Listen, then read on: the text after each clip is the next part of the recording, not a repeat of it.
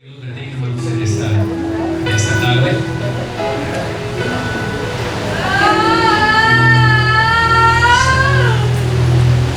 Gloria a Dios. Dios es bueno, hermanos, con nosotros y nos concede este día estar aquí en su casa para ser expuestos una vez más a la palabra del Señor. Espero que todos estemos en ese sentir y que la palabra de Dios cumpla su propósito en su vida y en la mía, ¿sí? Voy a pedirles, hermanos, que vayamos a Dios en oración para presentarnos y luego pues proceder a compartir este consejo. Padre, te damos muchas gracias porque tú has sido bueno con nosotros. Nos concedes esta tarde estar aquí en tu casa, Dios. Muchas gracias. Gracias por concedernos este privilegio enorme y único. Así lo entendemos, así lo valoramos, Dios, así lo queremos vivir. Un tiempo único, Señor, un tiempo especial. Ayúdanos, te lo ruego. Fluya, Señor, tu palabra, fluya, Señor, tu consejo a cada corazón de acuerdo a su necesidad.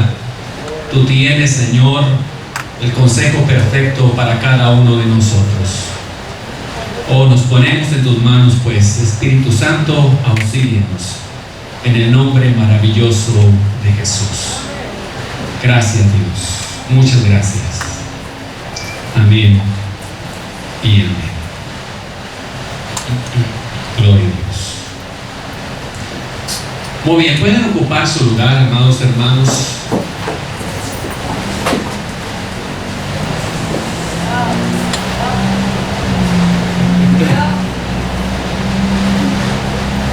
Alabo al Señor por esta oportunidad que me concede de compartir en esta ocasión el consejo de la palabra del Señor.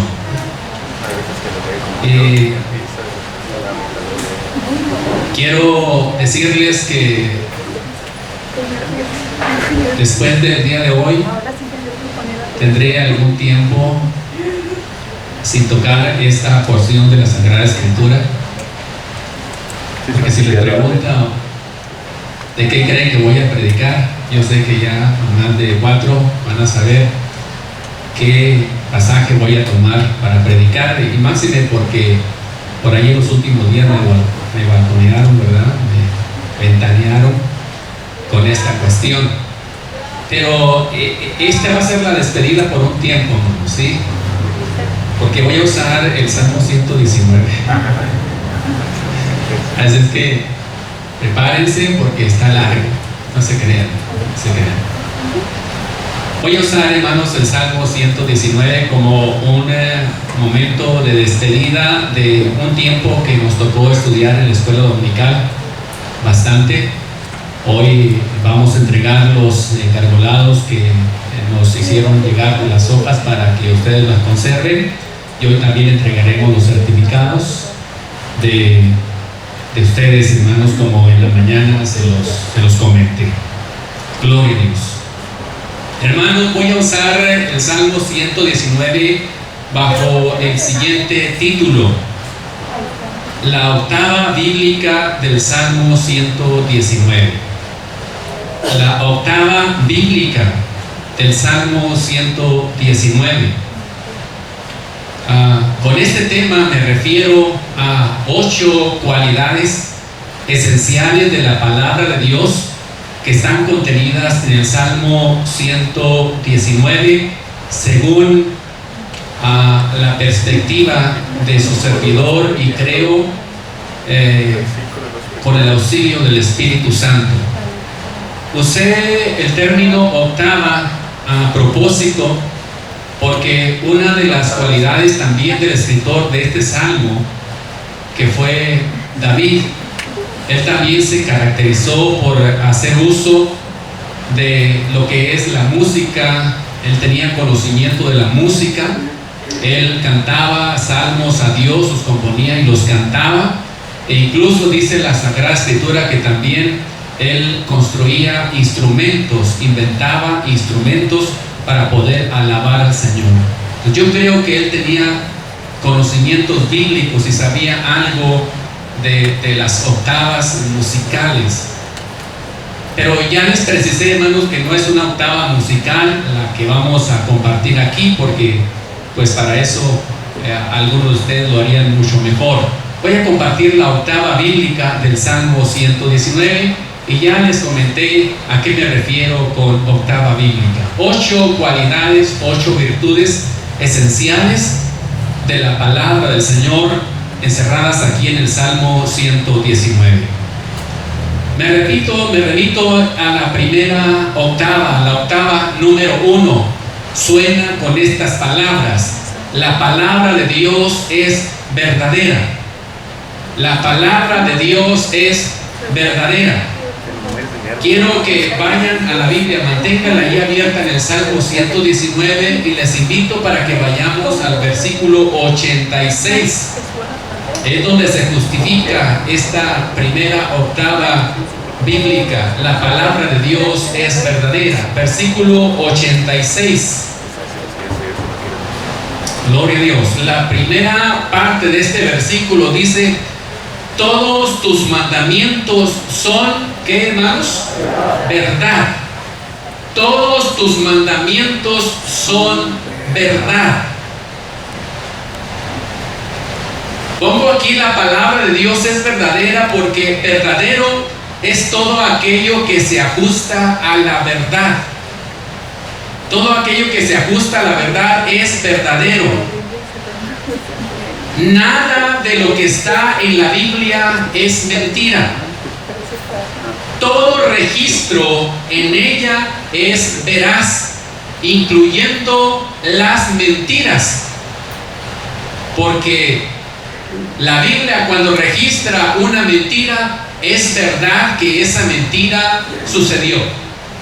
Por eso decimos que nada de lo que está registrado en la Biblia es mentira, sino que todo es veraz, todo es verdad. Aún las mentiras que están registradas es verdad que se dijeron. Así que para que no se vaya a ir usted bajo la cuestión, pero si en la Biblia hay mentiras, ¿cómo dice que es verdad? Pues es verdad que se registraron esas mentiras, que fue una realidad esas mentiras. Todo registro en ella es veraz. Mire, hay algunos que dicen que la Biblia nos conduce a la verdad. En primera instancia, esta expresión nos puede resultar agradable y pudiéramos a lo mejor decir que sí, que la Biblia nos conduce a la verdad. Pero quiero decirle que esto es una verdad a medias, ya que da pie para que existan otros medios para llegar a la verdad. Entonces decir que la verdad, que la Biblia nos conduce a la verdad, es una verdad pero a medias, no es una verdad completa, es lo que algunos dicen. Y muy particularmente cuando se habla de entender la inspiración de las Sagradas Escrituras, hay algunos que manejan esta situación para restarle importancia a lo que está escrito y decir y cuestionar que todo lo que en ella está escrito es verdad. Hay otros que dicen que en la Biblia está contenida la verdad. Si somos cuidadosos vamos a entender algo diferente. No es lo mismo de la expresión anterior. Estos dicen que en la Biblia está contenida la verdad. Aunque resulta todavía mejor esta expresión, no obstante sigue siendo una verdad a medias. ¿Por qué sigue siendo una verdad a medias? Porque da pie para aceptar que hay otras cosas en la Biblia que no son verdad. Por lo tanto, no es correcto ni es una verdad completa decir que en la Biblia está contenida la verdad. Es una verdad a medias. ¿Qué es lo correcto entonces decir en cuanto a verdad? Lo correcto es decir que la Biblia no conduce a la verdad, no solamente no contiene la verdad, sino que la Biblia es la verdad. Es muy diferente a las demás expresiones que hemos mencionado. La Biblia es la verdad. Y el versículo que leímos, el versículo 86, nos dice con toda claridad: todos tus mandamientos, dice aquí, son verdad. No conducen a la verdad, no contienen la verdad, sino que son la verdad. Pudiéramos entonces decir que en la Sagrada Escritura, en ella, ¿sí?, ella es la verdad, toda la verdad y solamente la verdad. Con eso queremos decir que en la Biblia es verdadera. Así en concreto y en conciso. Esta es la primera octava bíblica. Número 2. Esta octava número 2 suena con las siguientes palabras: la palabra de Dios es recta. La palabra de Dios es recta. Vayamos al versículo 137. ¿Quieren? 137 del Salmo que les dije que estamos tratando. Dice este versículo, el 137: justo eres tú, oh Jehová. Y esa segunda expresión, ¿qué dice? Y rectos tus juicios. Rectos tus juicios. Esta cualidad de rectitud, que la palabra de Dios es recta, nos quiere decir que la palabra del Señor está libre de chuecuras, de torceduras. En la Biblia no hay dobleces. La palabra no esconde nada con la finalidad de engañar a alguien. Nos resalta la cualidad de la palabra para guiarnos, para conducirnos con rectitud, ¿sí? Nos hace andar derechos, rectos. Por eso es que en la Biblia encontramos nuestra norma de fe y de conducta. Aquellos que se dejan guiar por la palabra del Señor, sin lugar a dudas, podrán cultivar una vida también en rectitud y se conducirán como es conveniente mientras que estemos aquí en la tierra. Esta es la segunda cualidad de la palabra. La palabra de Dios es recta. Número 3, la octava número 3. La palabra de Dios es buena. ¿A cuántos les gusta lo bueno?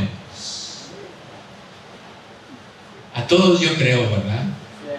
Esa famosa frase, ¿verdad?, de que andamos siempre procurando las cosas que tengan, decimos las 3 B, ¿verdad? Bueno, bonito y barato. Pues quiero decirle que esta cualidad, esta octava número 3, suena con estas palabras: la palabra de Dios es buena, es buena. Vamos a ir al versículo 39, 119, 39.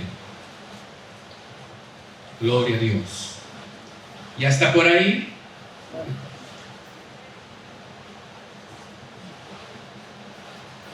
Dice este versículo: quita de mí el oprobio que he temido, porque buenos son tus juicios. ¿Cómo son los juicios del Señor, hermanos? Buenos. Si a usted le gusta lo bueno, quiero decirle que en la Biblia va a encontrar todo lo bueno, todo lo excelente, todo aquello que le va a hacer bien a usted. Fíjese que la palabra bueno viene del término latín bonus, que significa eficiente, Y eficiente es aquello que actúa y logra un efecto. Eficiente es aquello que actúa y logra un efecto. Por eso la palabra del Señor en otro versículo dice que es viva y es eficaz.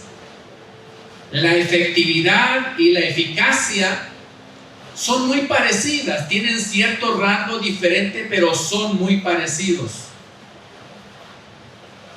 Y cuando yo veo esta cualidad de la palabra, que la palabra del Señor es buena y que es algo que actúa y logra un efecto, puedo recordar también lo que en el libro de Isaías se dice de la Sagrada Escritura.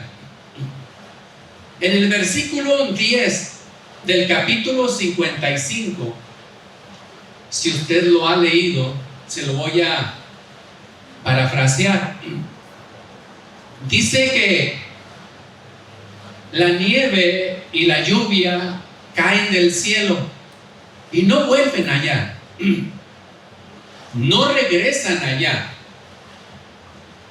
sino que dice que esa nieve y esa agua que cae del cielo, al depositarse en la tierra, dice, riega la tierra, que es el primer efecto que tiene esa agua que viene del cielo. Riega la tierra y luego dice, la hace germinar. Es otro efecto que tiene el agua y la nieve al caer a la tierra. Y luego dice, la hace producir. Es cuando viene el fruto. Y luego dice, y da semilla al que siembra y pan al que come. En la parte final del efecto es la semilla. Y usted sabe que parte de esa semilla se guarda para seguirla sembrando. Pero la otra parte de esa semilla se procesa ¿para qué? Para alimentarnos. Para el pan, o en nuestro caso, ¿verdad? Por allá los que somos más del sur, pues el maíz, que es la tortilla, ¿verdad? Ya sabemos ese grano bendito, ¿verdad? Porque la comida no sabe igual, hermanos, si no hay tortillas de maíz. ¿Cuántos están conmigo? Yo no creo que muchos, ¿verdad? Pero algunos sí, ¿verdad? Tengo por ahí algunos seguidores en esta. Yo sé que a muchos hermanos, pues es que son acá del norte y les gustan más las tortillas de ahí. Pero bueno, yo no he olvidado mis raíces, hermanos, de un poquito más del sur. Y la tortilla de maíz no puede faltar ahí. Eso que casi soy el único en la casa, ¿verdad? Pero bueno, de todos modos sigo en esa cuestión. Hermanos, la palabra del Señor cuando dice que es buena, es que, hermanos, tiene una cualidad que produce un efecto cuando la palabra de Dios es recibida. Esta palabra no puede quedar inactiva. Esta palabra cuando se recibe en la vida y en el corazón, hermanos, produce un efecto, así como la nieve y así como el agua cuando descienden del cielo, no vuelven allá, sino que produce un efecto así. Ese es el versículo 10. Pero el versículo 11 al cual yo aludo, Isaías 55:11, dice, así será mi palabra, dice Jehová, así como el agua y así como la nieve que vienen del cielo, porque era el versículo 10, el anterior. Entonces él, aplicando lo que dice el versículo 10, el versículo 11 dice, así será mi palabra que sale de mi boca, no volverá a mí vacía, sino que hará lo que yo quiero y será prosperada en aquello para que la envíe. Esta es una cualidad extraordinaria de la palabra del Señor. La palabra del Señor es buena, es eficiente, actúa y efectúa, logra un efecto en la vida de cada uno de los receptores. Por eso es tan importante, ¿no?, estar expuestos a la palabra del Señor y estar abiertos a la palabra del Señor, porque produce esa clase de efectos en nosotros. Aquellos que no están expuestos a la palabra del Señor, pues recibirán otras cosas y producirán otras cosas, pero no cosas buenas. Solamente la Sagrada Escritura produce todo lo bueno, todo lo agradable y todo lo perfecto. La octava, número 4, suena con estas palabras: la palabra de Dios es justa. La palabra de Dios es justa. Versículo 75. Conozco, oh Jehová, que tus juicios son, ¿cómo dice ahí? Justos. Conozco, oh Jehová, que tus juicios son justos. Fíjese que la palabra justa resalta la cualidad de imparcialidad. En la palabra no se hacen acepción de personas. La palabra no elige dónde anidarse, sino que en todo corazón que se abre, la palabra del Señor entra sin distingos. Por eso la palabra de Dios es justa. No hace acepción de personas. Fíjese que esta norma justa y extraordinaria, que no hace acepción de personas y que a todos nos ve y nos juzga de igual manera, todos seremos juzgados bajo esta norma justa y maravillosa. Esta norma va a permanecer hasta los últimos días. Por eso dice el libro de Daniel, en el capítulo 7 y versículo 10, dice: el juez se sentó y los libros fueron abiertos. Estamos hablando de los tiempos finales, el tiempo en el cual serán juzgados todos, o seremos juzgados todos. Y dice ahí que el juez se sentará en su trono y los libros serán abiertos. Esto mismo se repite en el último libro de la Biblia, que es Apocalipsis 20:12. Dice: y vi a los muertos grandes y pequeños de pie ante Dios. Y otra vez esa frase: y los libros fueron abiertos. Pero hay un agregado que dice: y fueron juzgados por las cosas que estaban escritas en los libros. Usted sabe que cuando se habla de los libros se habla en plural. Por lo menos podemos pensar, por lo que conocemos de la Sagrada Escritura, por lo menos habrá 3 libros. Uno, que será el libro donde están contenidas y narradas todas nuestras obras. Otro libro, que es el libro de la vida, es donde estarán escritos los nombres de todos aquellos que van a pasar una eternidad con Dios en la santa ciudad. Es el libro de la vida. Pero hay un tercer libro. ¿Y qué libro se imagina que será el tercero? Es la palabra del Señor. Es la Biblia. Porque es la ley. Porque son los principios que estarán allí siendo esgrimidos y comparados. Y si nuestras obras que se encontrarán en un libro no están de acuerdo con lo que dice este libro sagrado, entonces estaremos en graves problemas. No habrá manera ya de enmendarnos, no habrá manera de escurrirnos, no habrá manera ya de escapar, porque estamos hablando de los tiempos últimos, de los tiempos finales. Todos seremos juzgados bajo esta norma absoluta. Por eso dice la palabra del Señor: es justa, es justa. Y esta norma estará vigente en ese momento. Seremos juzgados de acuerdo a ello. Bien haríamos entonces en saber lo que dice la Biblia. en escudriñar la Biblia, en aceptar sus principios, en vivir estos principios, porque de esa manera nuestras obras, lo que hacemos aquí, se ajustan más a estos principios, y de esa forma, en aquel día, podremos escapar de la condenación. La palabra de Dios es justa. Octava, número 5. Dice, la palabra de Dios es eterna. La palabra de Dios es eterna. ¿Quiere ir al versículo 160? La palabra de Dios es eterna. Dice el versículo 160. La suma de tu palabra es verdad y eterno es todo juicio de tu justicia. Eterno es todo juicio de tu justicia.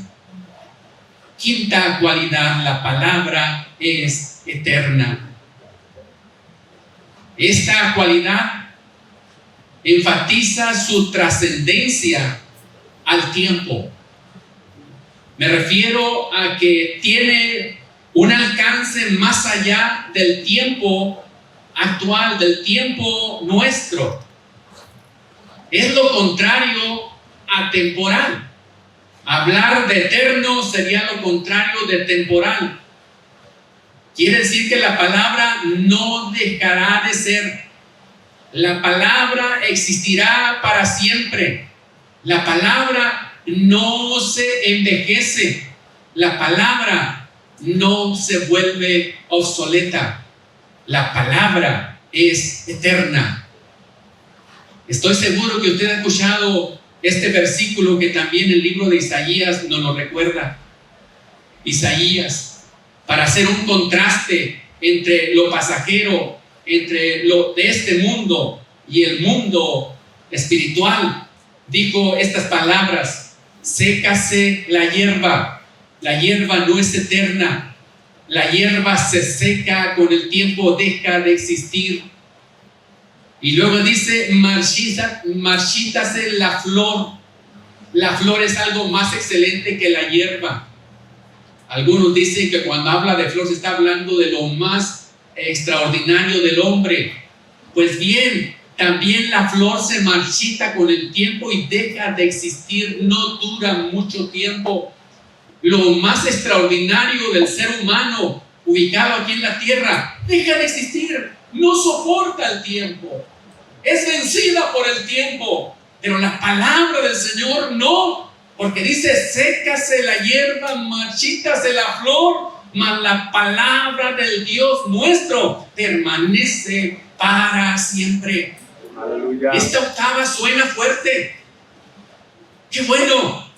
Ojalá y podamos entender estas cualidades y dejemos de huir de la palabra y nos acerquemos a ella para recibir su efecto maravilloso que tiene esta palabra por ser eterna. Sus principios siempre estarán vigentes, jamás prescribirán, porque es eterna la palabra del Señor.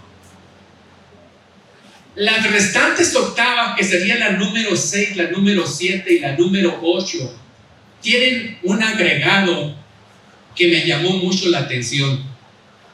Aparte de definirla con un término, es acompañada con otra expresión que la sublimiza, que la hace más fuerte, que la potencializa.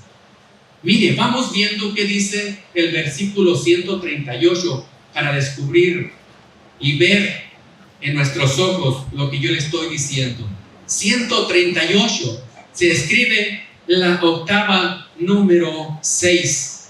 Dice: tus testimonios que has recomendado son rectos. Pero aquí, ¿qué sigue diciendo a continuación?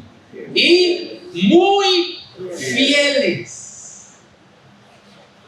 Esta cualidad de fidelidad, de ser fiel, no es suficiente decir la Biblia es fiel, sino que dice aquí muy fiel. Y es algo diferente, ¿verdad? No solamente decir fiel, sino decir muy fiel, sí es un rasgo muy diferente. Este adverbio muy es un grado, o menciona, significa un grado elevado.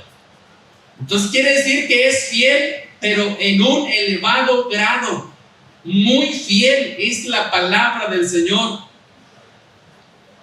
Se resalta en un grado sobresaliente la calidad de segura y digna de confianza. La cualidad de la palabra del Señor de ser exacta. Con eso mencionamos fiel y muy fiel. Segunda de Timoteo 2:11, Pablo dijo: palabra fiel es esta y digna de ser recibida por todos. Esta palabra muy fiel es digna de ser recibida por todos. Si usted ha minimizado la palabra o ha pretendido minimizar la palabra,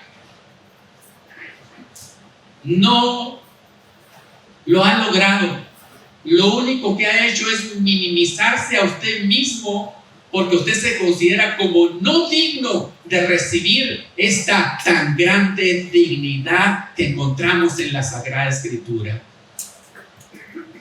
Todos nosotros haríamos bien en recibir esta palabra, porque es digna de ser recibida por todos. Octava, número 7.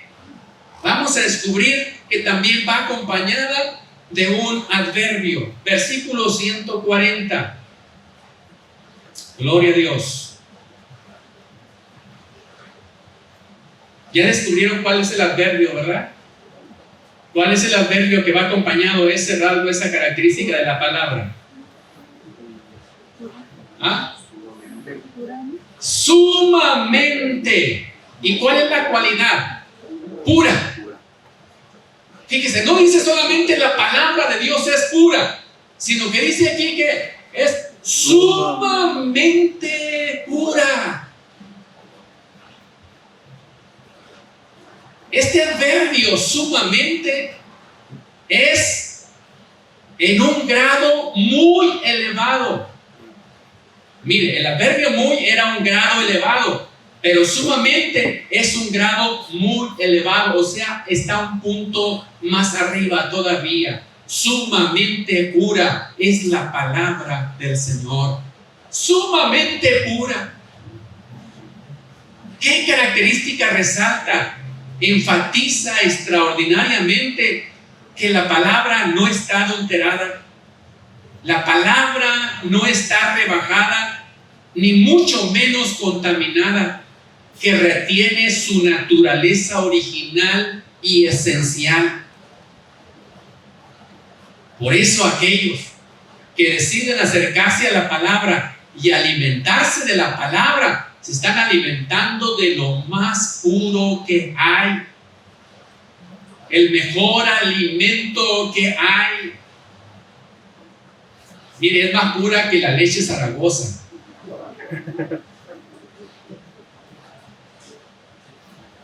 Es más pura que la leche Lala también. Digo esto porque dice ahí en Primera de Pedro: desead como niños recién nacidos la leche espiritual no adulterada, para que por ella crezcáis para salvación.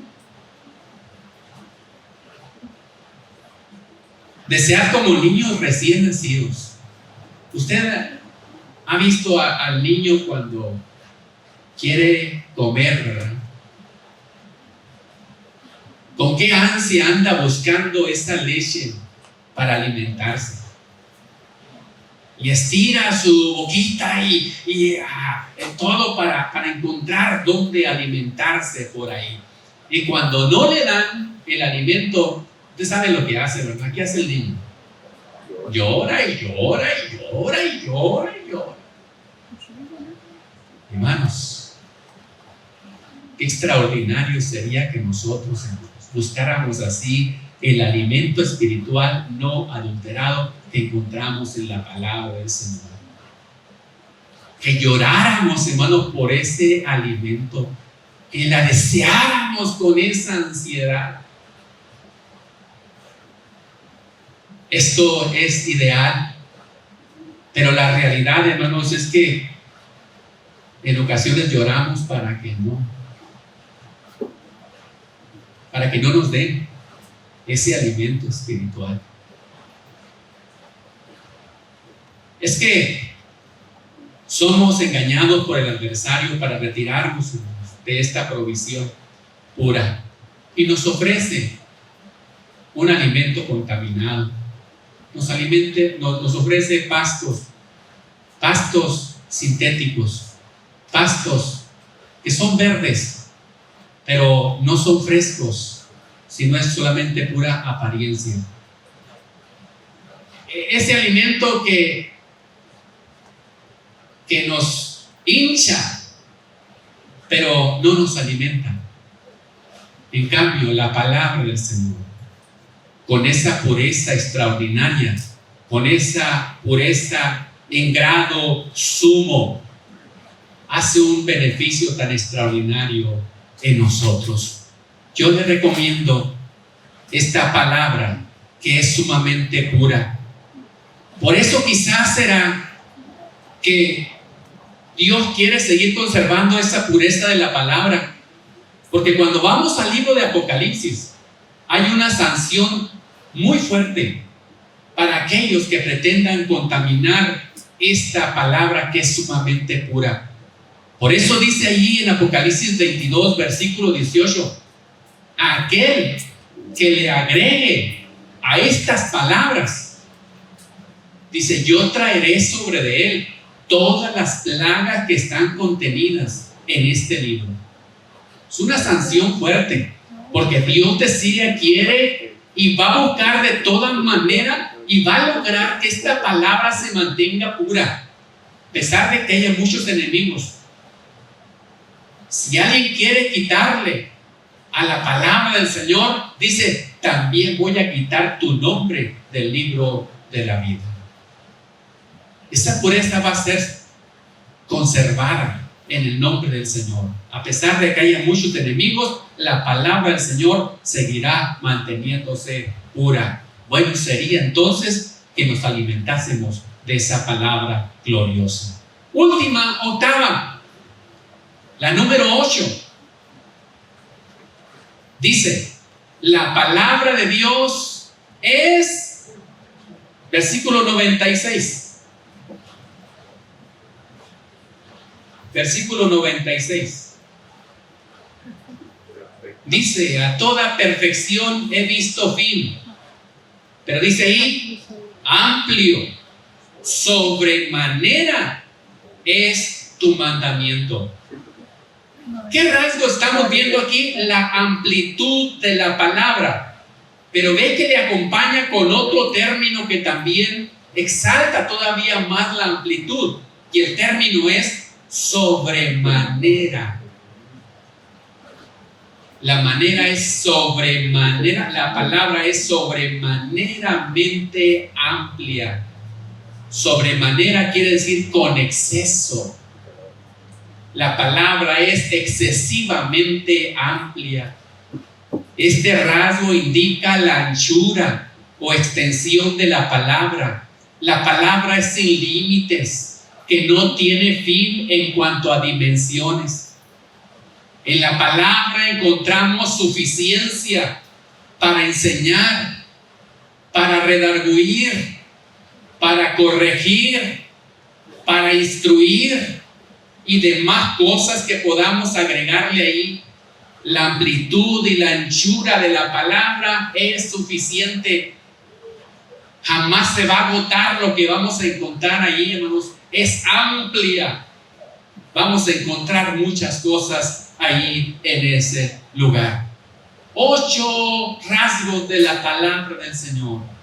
8 características, la octava bíblica del Salmo 119. Como segunda parte de esta exposición, quiero decirle algo. Hay 2 cosas que admiro del escritor de este Salmo, que es David.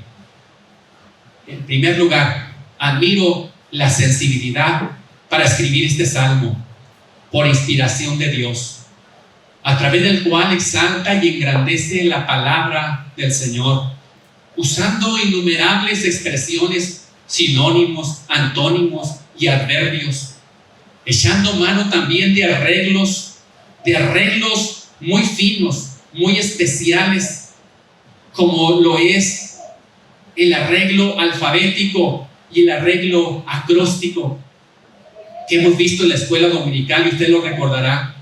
¿Todo para qué? Para embellecer la presentación de esta palabra que merece ser anunciada, merece ser exhibida, merece ser hermoseada, para que pueda ser recibida con ese valor. Qué poco valor tiene el ser humano para menospreciar esta joya tan extraordinaria. Todo esto para hacernos ver el valor incalculable que tiene la Sagrada Escritura. David se gozó, se deleitó en la palabra del Señor. David se consoló. David fue fortalecido y vivificado con la palabra del Señor. David amó y recomendó la palabra del Señor. Pero también David exhortó fuertemente y con vehemencia con la palabra de Dios. Recuerdo esta palabra que él dijo en el versículo 118 y 119 de ese salmo, cuando David dijo: serán hollados y consumidos los que se desvían de tus estatutos. Usó tal fuerza David porque sabía que aquel que menospreciaba la palabra estaba perdiendo de todo, y lo único que le esperaba a esa persona es ser hollado y ser consumido por no ser digno de recibir esta palabra del Señor. Y cuando David se encontró en una situación complicada en su vida, me refiero a aquella ocasión que tomó una mujer ajena y que por lo tanto incurrió en pecado delante de Dios, David nada lo hizo reaccionar. Y usted conoce la historia. Nada lo hizo ser consciente de su estado de pecado. Solo la palabra de Dios. Porque la palabra del Señor dice ahí en 2 de Samuel capítulo 12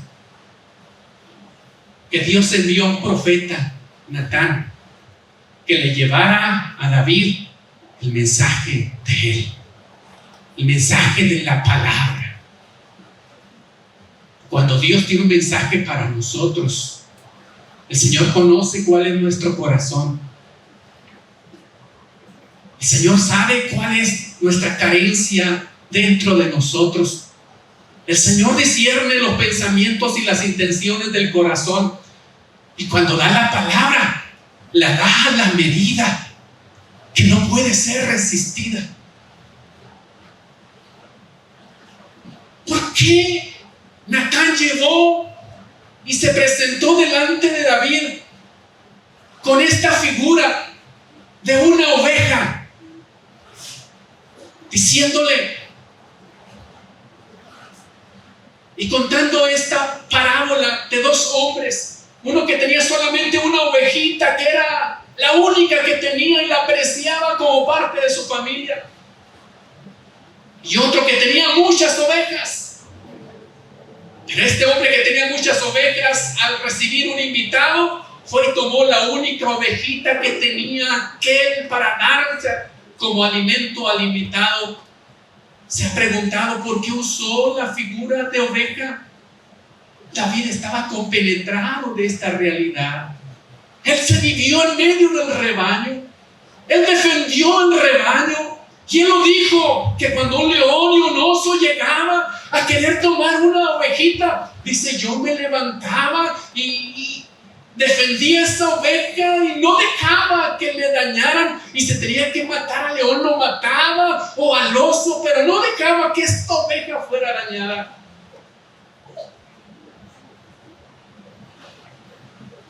Dios sabe y entiende nuestro corazón. Y nada nos va a doblegar. Pero cuando la palabra de Dios llega a nuestro corazón, oiga, suceden cosas tremendas. Y no nos queda otra cosa más que doblar nuestras manos. No nos queda otra cosa más que decir lo que dijo David. Y esta es la segunda cosa que me admira de David.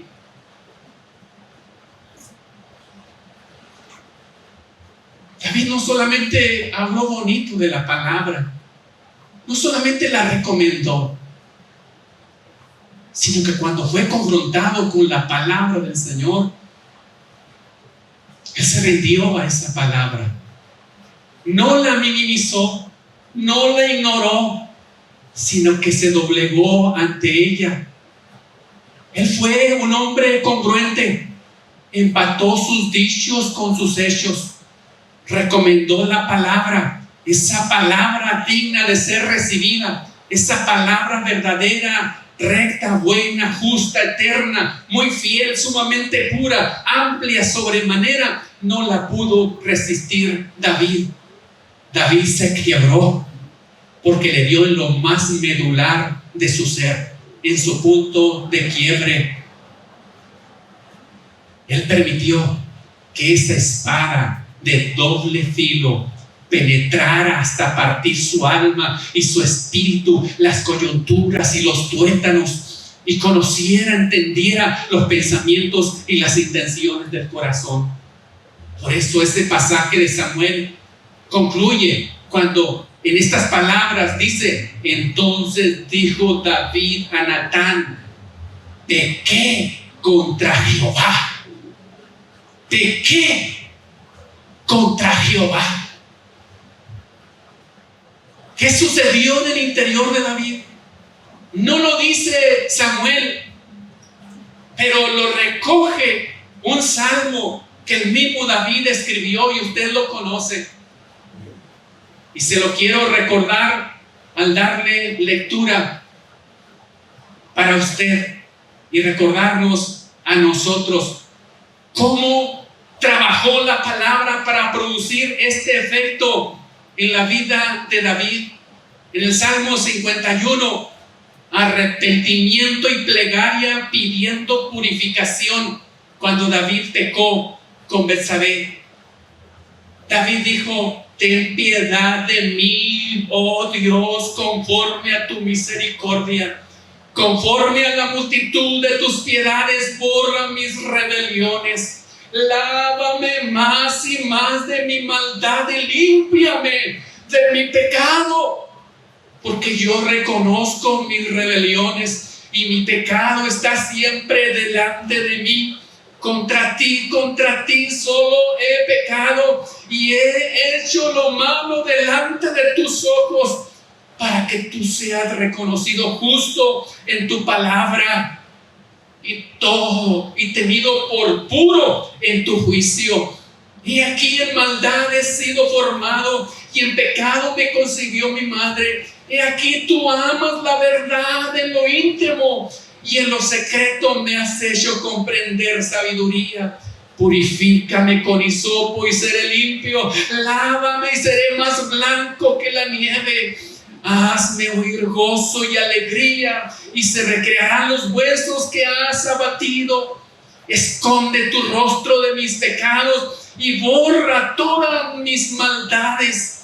Crea en mí, oh Dios, un espíritu limpio y renueva un espíritu recto dentro de mí. No me eches de delante de ti y no quites de mí tu Santo Espíritu. Vuélveme el gozo de tu salvación y espíritu noble me sustente. Gracias, Dios. Hasta Hasta ahí la lectura. Amados hermanos, cuánta falta hace que con la vehemencia con la cual predicamos la palabra del Señor y la usamos para exhortar a los otros, a los demás, la usemos para exhortarnos a nosotros mismos. Recordemos que la palabra del Señor dice que es una espada de 2 filos. El primer filo es para cortarte a ti, y el segundo filo es para cortarme a mí.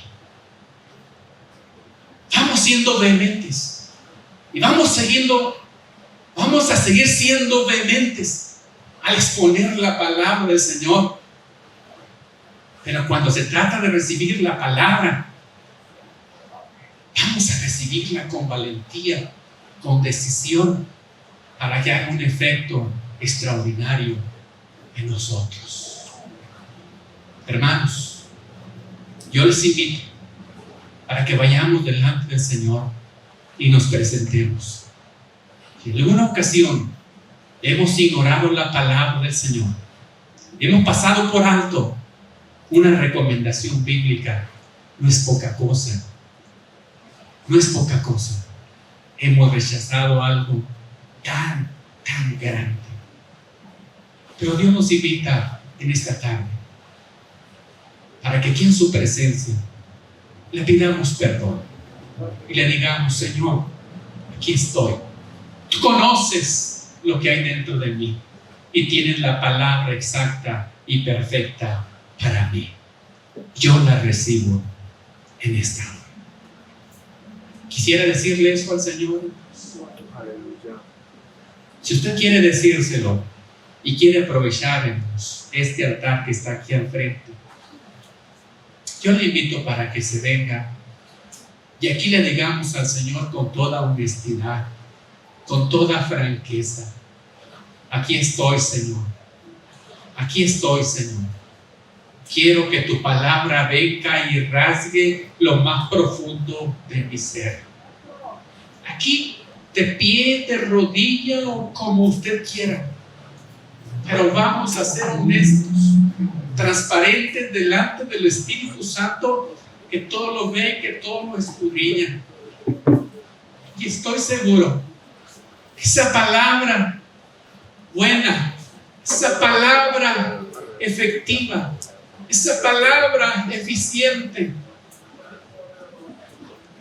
va a causar un efecto en su vida y en la mía. Pero seamos honestos, francos, abiertos. Honremos la palabra, amados hermanos. Honremos la palabra, es palabra de Dios. Es palabra del Señor. Es palabra que viene de arriba, que viene del cielo. Es una palabra digna de ser recibida. Es una palabra que debe de seguir causando un efecto en nuestro interior, perfeccionándonos y cada día haciéndonos más efectivos, más eficientes para recibir la palabra y honrarla, y también para poder recomendar la palabra del Señor a los demás, porque somos llamados también a edificar al cuerpo de Cristo. Somos llamados como profetas también, obedientes a Dios, a llevar la palabra, esa palabra que no es condenatoria, esa palabra que describe perfectamente nuestro interior, esa palabra que doblega, pero esa palabra que al doblegarnos nos da oportunidades. Esa palabra que nos perdona nuestros pecados y nuestras actitudes desobedientes y rebeldes. David fue perdonado. David no fue consumido en ese momento por haber faltado. Al doblegarse con la palabra del Señor, y reconocer su pecado. David, con dignidad, con valentía, arrostró la situación, enfrentó toda crisis que viniera en el tiempo posterior, pero él se mantuvo en fidelidad y recobró su lugar delante del Señor. Querido hermano, honremos pues la palabra del Señor. Sigamos haciendo uso en nuestra boca el verbo más precioso que tengamos. Lo usemos para describir la palabra, para presentar la palabra, para gozarnos de la palabra. Pero hay que ser también obedientes a la palabra del Señor, porque ella nos juzgará en el día postero, porque esos principios estarán ahí y saldrán a la luz y estarán siendo mencionados y pronunciados en ese tiempo de juicio. Mejor enfrentemos en este tiempo y recibamos el perdón que Dios tiene para nosotros. Aleluya. Padre, en este momento, aquí está un pueblo, Señor, que en este día ha recibido una palabra o ha sido expuesto a una palabra. Yo deseo con todo mi corazón que al juzgar esta palabra resulte, Señor, en aceptación y la reciba en su corazón, y con ello, Señor, reciba el potencial que tiene tu pureza extraordinaria, el potencial que tiene, Señor, esa palabra pura y recta y perfecta, digna de ser recibida. Y sigue trabajando en el corazón de mis hermanos y en el mío también, Señor. Queremos ser perfeccionados, queremos seguir avanzando, queremos seguir, Señor, alcanzando esos peldaños en nuestra vida cristiana, conquistando, Señor, esos terrenos, Dios, alcanzando esas alturas y estaturas que tú has puesto en tu propósito para nosotros. Padre, en tus manos pongo a cada uno de tus hijos. Ayúdanos, por favor. Ayúdanos, mi Dios. Ayúdanos, poderoso Jesús. En tus manos entregamos nuestro corazón. En tus manos entregamos nuestra alma. En tus manos entregamos nuestra fuerza. En tus manos entregamos todo nuestro ser. Muchas gracias, amoroso Señor. Gracias, gracias, gracias. Si puede levantar sus manos, hágalo y denle gracias al Señor por esta palabra maravillosa que tenemos a nuestro alcance. Por esta palabra hermosa, por esta palabra que es más dulce que la miel y que la que destila del panal.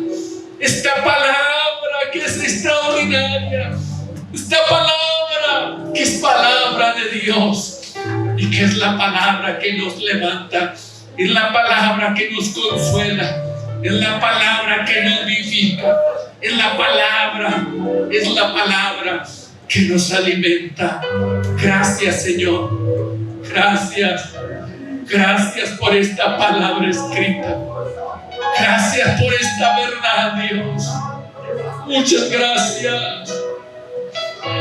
Gracias, gracias, gracias, gracias, gracias, gracias, gracias, gracias. ¿Cómo agradecerte, Dios? Que estemos expuestos a esta palabra divina que descubre todo nuestro ser, que nos desnuda completamente, que nos despoja de todo. Gracias, gracias, gracias. Queremos ser dignos de recibir esta palabra. Queremos ser dignos de recibir esta palabra. Gloria a tu nombre, Espíritu Santo. Siembra esta palabra en nuestros corazones, en nuestras vidas, y así poder dar este fruto abundante, ese efecto al 100%, ese fruto para seguir sembrando y ese fruto para alimentarnos.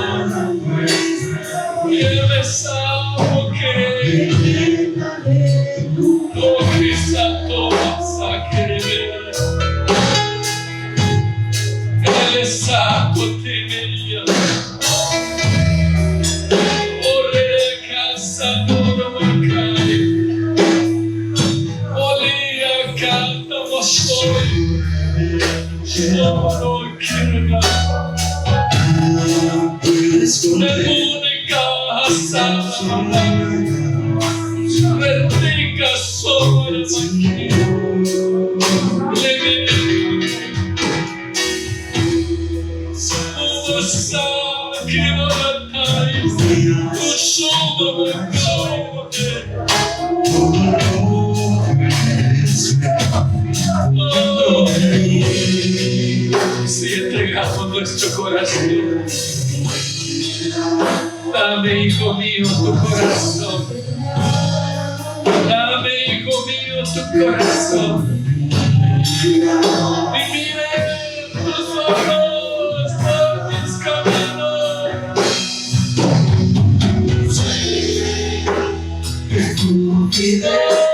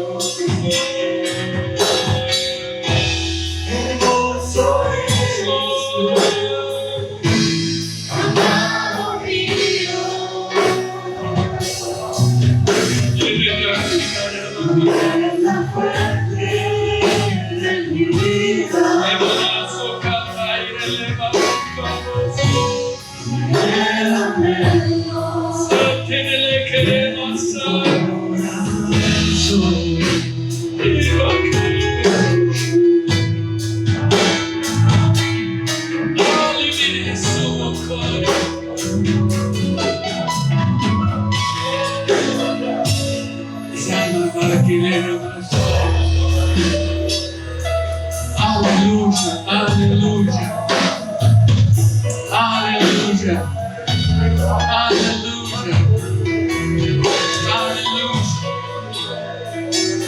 aleluya, aleluya, aleluya.